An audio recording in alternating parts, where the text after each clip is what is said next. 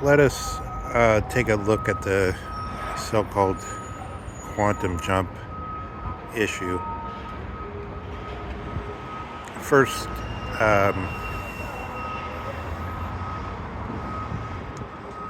we'll do some destruction. So we've already said in the past how we understand that, but basically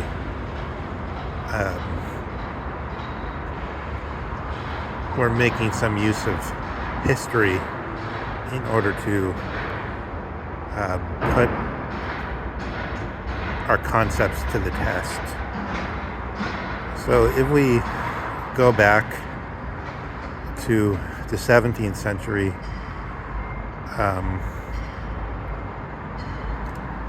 well, let's leap back to the 11th century for a second. In the 11th century,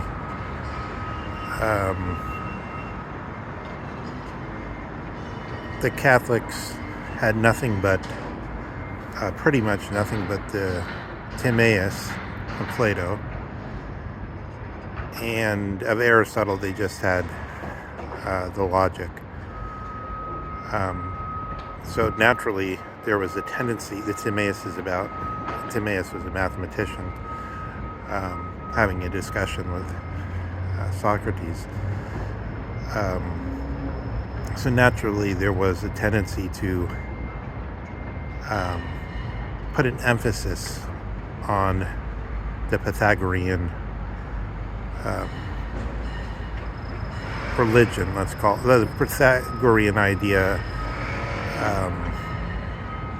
of what is holy, of the system of the universe as a mathematical system. And then, there were a long time when this was one of the most important things that anyone who was learned would go into, was kind of nothing more than geometry. And geometry was understood as mathematics in space. And so then you jump forward to Copernicus, who we talked about a little while ago, who went against all physical experimental evidence and asserted some things that turned out to be right just on the basis of the mathematics. So that bolsters it further. And then you get a little claque of people, a surprisingly small group, Kepler, Francis Bacon, Galileo, Thomas Hobbes, and mostly these people all knew one another, and a few others. So Hobbes came out with a way to distinguish geometry from space. So you think about that. If you think about the modern physics, it makes no sense if you think about it directly, because to say space is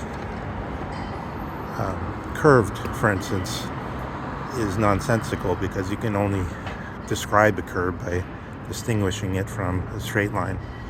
But if you define a curve in a technical way, as in geometry, then it begins to make sense. It also makes sense if you think about it in terms of the dependence, the mutual dependence of mass and actuality, or energy. So we should remember that this term, this label, actuality or inertia, has come down to us all the way from, we can attest to it in Odyssey, as a passage where Odysseus is come to see the goddess before him, and she takes her wand and touches him on the shoulder, I think, with the wand. And we have this word energia,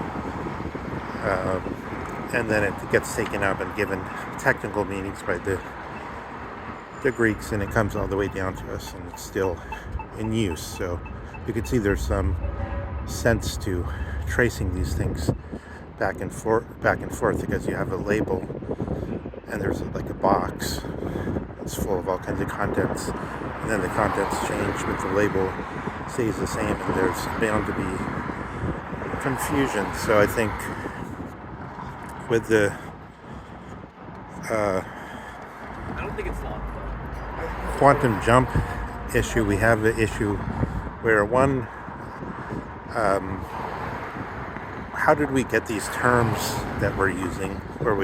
The main issue with the quantum jump is Einstein wants to say there's something called reality, which is then to be distinguished from any observers. Any observer, where the observer doesn't mean a human being with human awareness, but it means an apparatus which is taking a measurement. So the observer, he defines in a technical way as a specific form of taking of a measurement. So we have this juxtaposition of a supposed single reality with the taking of a measurement. This view we owe ultimately to the discussions that were happening that I just mentioned between people like Hobbes and Copernicus and Kepler and so on and so forth, and then especially Rene Descartes. So Descartes has told us that the reality is the extended world, but the extended world really means that which can be measured. So the controversy for the people that understand it, so we could say basically almost none of the living physicists understand any of this, because they regard the history of physics as something vestigial, which doesn't affect them anymore. But when you look at it, what they're actually talking about is, in this quantum leap issue, is basically the points of controversy are, is it in the reality that the so-called superposition happens, or is it in the equations? So you could think about it in terms of I have a probability distribution, and it predicts something like the 55th decimal of swimming coin, of course. So I predict that 50% of the time this will land on heads and on tails. If you had a coin that was absolutely equal and flipped in some constrained way, because the head might weigh a micro bit more than the image on the back of the coin or something, and over a long period that would change it in the physical experiment. You could wonder whether the question is thinking of it in terms of the energy fluctuations in the Schrodinger's cat experiment, right? That's a very clear thing, right? So you have a box. It's a thought experiment. Yeah, you supposedly have a box, and in it some process is happening. A cat is exposed to radiation, and then you have some equations that tell you 50% of the time it will be alive, 50% it will be dead, or something like that. And then the question is it just that because we haven't yet measured it that we don't know, or is it that the cat has no self-subsisting existence on its own, no reality,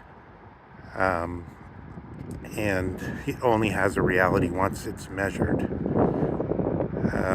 So Schrodinger, of course, I think he probably picked the cat example because, of course, the cat has a reality on its own. It doesn't need to be measured in order to become real. So that was Schrodinger's view, but then some other people said, no, wait, there's maybe actually the superposition refers to reality, but then remember, reality is a technical term whereby we're saying that the not physical space as we actually let's say if we're Heidegger and we're really thinking about what space is, and we realize that every time we define physical space in some way, we've gone away from the irradiation, or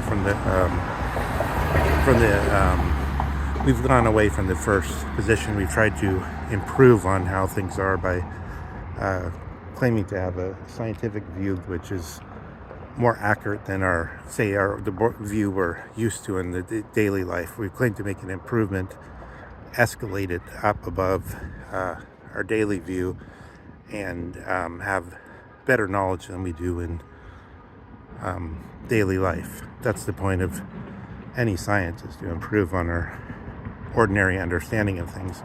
So if we made any mistake in the last 2,600 years on that escalator, for instance, by Hobbes separating geometry from space, or Descartes saying that the reality is to be defined in terms of extension, which can be measured, or n number of places, then the very concept of this distinction, which causes all the talk about, quote unquote, how strange the results are, is itself on top of a swamp. It's on top of a bunch of deeper misconceptions. So then when you look at the presentation of something like this, Bell's equation, where he's saying, let's test and see whether here's a test where the result will determine whether there is a reality where these fluctuations called the quantum, they use the word random, but they really just mean that they can't predict it with their current equations. Are these, is it a problem with the reality, or is it a problem with it not conforming to Einstein's claim that light is the fastest thing, which is again is another. See how there's all these levels of presuppositions. Like, so Newton, if you go back to 17th century, Newton thought light was instantaneous. That's how it seems. Like if you turn on your light in a room, it's instantaneous, right? So, and then it was, I think already in Newton's time, some people doubted that, but it couldn't be demonstrated. Later it was demonstrated. Einstein picked up on that, and for some reason that's still, I think it could be just a faith that Einstein realized that it's very hard to conceive of how we could make measurements. So Planck did the same thing. When Planck does his Planck scale, he bases it on photons, on light, because it's very hard to see how we could make any kind of apparatus that could measure something that didn't involve some form of energy that's like the so-called smallest quantum of light, of actuality, as they're defining it. So it's like Einstein defines mass and energy by linking it to a supposed ultimate bounds of reality, with light being the fastest thing. So then you hear a lot of fear about this quantum jump to do with the fact, it may be proved that we get out of the light cone and it's faster than the speed of light, and et cetera, and all they're really saying is We had a faith based on a bunch of things that Einstein came up with only, a little more than 100 years ago. And for some reason, we're so deeply entrenched as a species somehow, at least in the rich North Atlantic West, that we believe it's so mysterious that Einstein could have been wrong. All that, actually, they're just saying Einstein could have been wrong about something. And then there's so there's n number of issues like this which one can attempt to irradiate or elucidate with the light of reason, I think, or with just going through some of the history and how we're unable to realize how incompetent most of the blather we hear about these things are from from almost everyone that talks about physics doesn't have any training in the history of physics, and therefore they don't actually understand what they're talking about most of the time. They're simply competent to do the calculations and to do the math, and then it's a question usually of how long have the maths sort of been in circulation, so how intuitive have the maths come. So like in the last 30 years, topology has become a multi-generational thing where there's been people that have mastered it, had PhD students, created new PhDs, and they're used to it, so they get better at it. So I remind you of my old example of Sir Michael Atiyah, who died a few years ago. He said when he was younger, the idea of imaginary number was new, but then a few generations passed, people got used to that. And then now they have this idea of the spinner to deal with electrons. But it's a question of how intuitive it becomes. Once it becomes intuitive, then it's very easy to see that people will drop the whole mythology about the quantum realm being very strange or whatever, because what they're saying is basically they don't have an intuitive grasp of how it works based on the tool they have, the instrumentum they have, which is the mathematics they've created. And this is something that is intergenerational and taught in the manner of apprenticeship, like a medieval workshop, you could say. Okay, so that's my first go at a reflection on this kind of question about quantum jump, and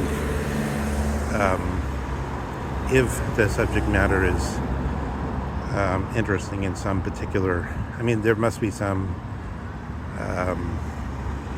particular questions that people are trying to get at, maybe, but I'm not sure just what they are. I know that this whole notion then links up to the idea of certain positive thinking techniques and other things of that kind, which is like, I could only say, in a way, one can analogize that with, if we knew what we were talking about, then it could be like something like digestion, right? We could imagine, just as we can control our bodily movements, we could take control, as Zen monks have attempted to do in other groups, of our digestion or of other processes. And then why not also, with the bioelectric field, why not also with certain things discovered in physics? But then we want to know whether those things discovered in physics are simply a conflation of various technical notions, such that we're not even talking about something that's actually been discovered.